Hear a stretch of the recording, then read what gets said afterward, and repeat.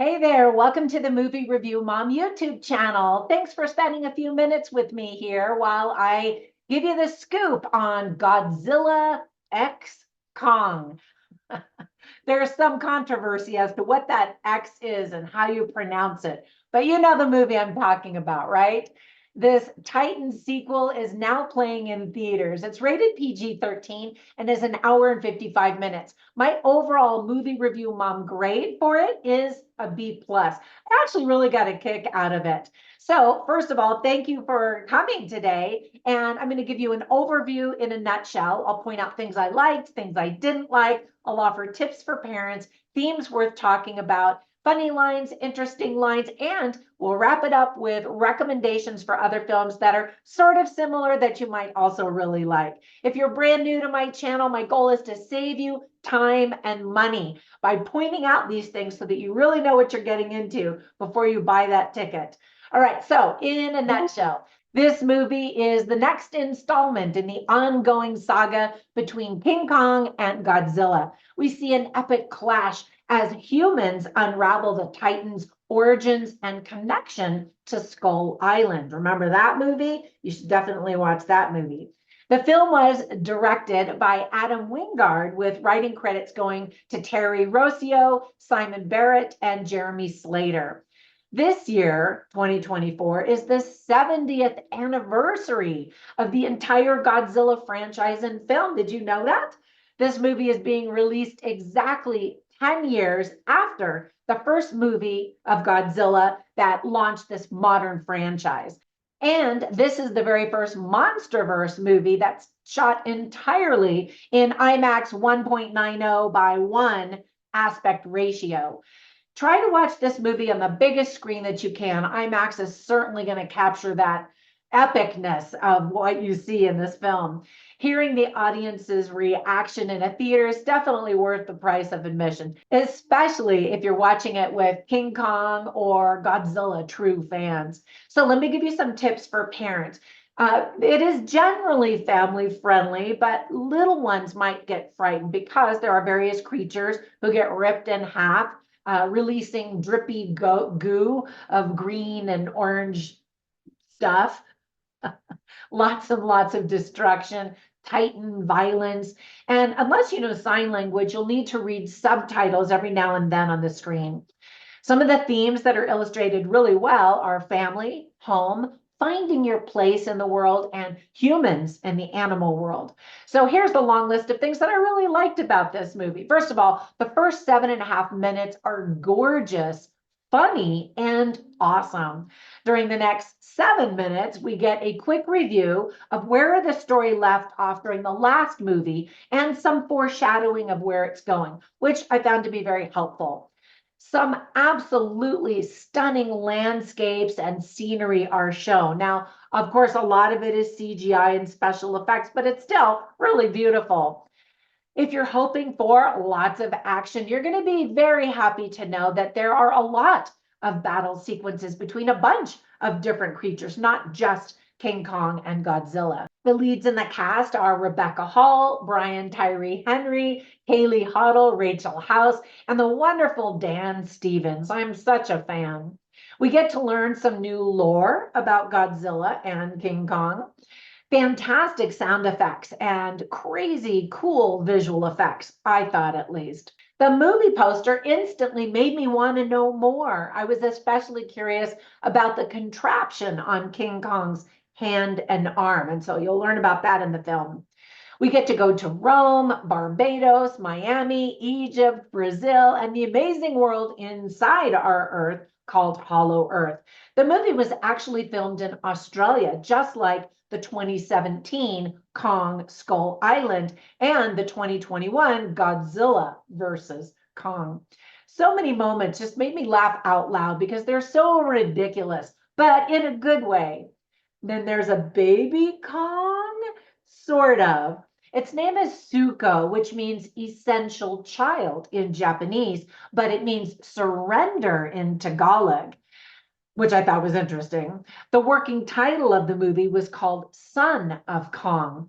Apparently, there has been a hot debate about whether Suko, this little mini Kong is male or female. The studio finally disclosed that it was originally going to be male, but it was changed to female later in development. The director explained that it's Suko who is the heart of this movie and what brings out this new softer side of Kong. Fans of Mothra should be pretty excited to see its inclusion in the film. We don't get to see a lot of Mothra, but it's something. We're also introduced to a new brutal villain who goes beast mode with his deadly weapon called Scar King. Fun fact, Scar means wild in Scottish dialect, and he is the ultimate anti-Kong. Speaking of beast, Kong's special glove is called bioenhanced and anatomech, as in mechanical, seismic thunder. The color palette of this film is very bright and extremely colorful, exactly what the director wanted when he envisioned the fun feeling you got walking down a toy store in the 1980s, which I think is interesting inspiration, but it works. There's a really fun soundtrack, and in case you're wondering about this title that I mentioned, the X is supposed to be silent, according to the director. It's supposed to mean a collaboration and ties into the idea that the last movie was Godzilla v Kong. And so now it's Godzilla X Kong. But how do you say that? It's like when Prince changed his name to a character, and we're all like, how are we supposed to pronounce that? Surprisingly, this is the cheapest MonsterVerse film to be made at $135 million. Now, on to some things that I didn't like or thought could have been done differently, despite all of that praise, and despite the fact I really did get a kick out of this film. So if you are a huge fan of Godzilla, you might be disappointed because the majority of the movie really is about Kong. And between the two, I actually prefer Kong, but I know that doesn't matter.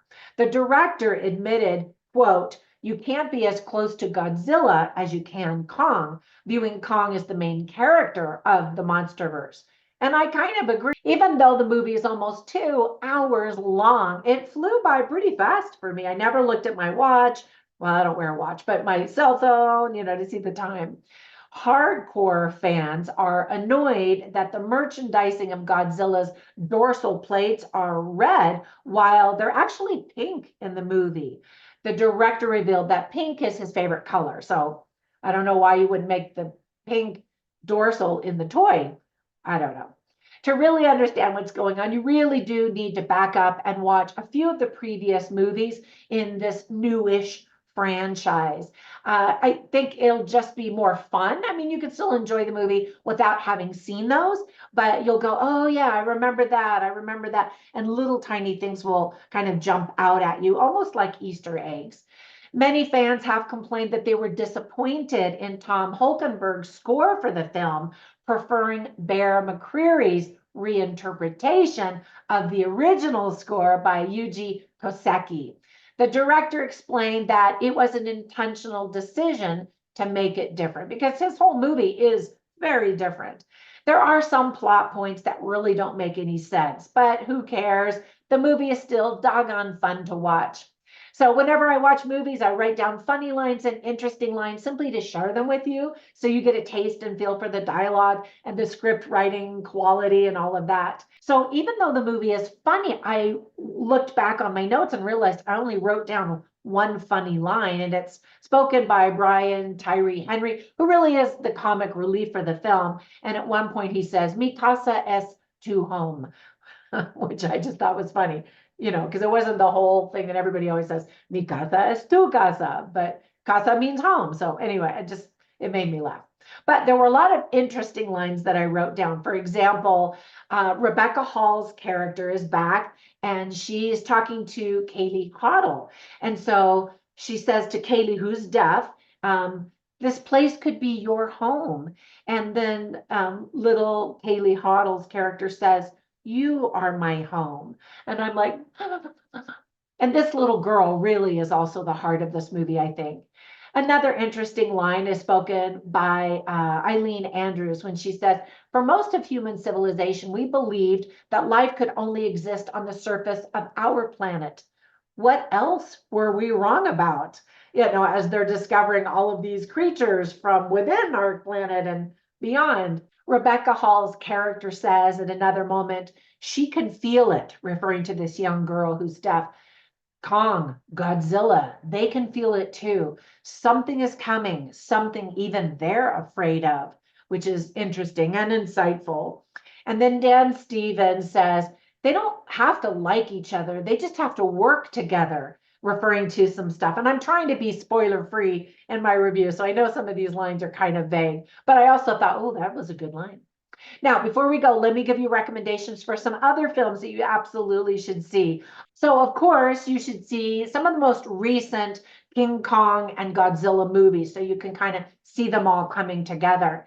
But speaking of like monsters, I thought of Jaws from 1975. That just wasn't the beginning of all Titan type of movies. Now he's not a Titan, but he was a monster, but kind of the ocean and the danger, just such a well done film. And then another one is called Primeval. That came out in 2007. And you get kind of that monster nature slash animal vibe versus mankind kind of a thing. And so anyway, check that out. Oh yeah, and then here's one more. Anaconda, 1997.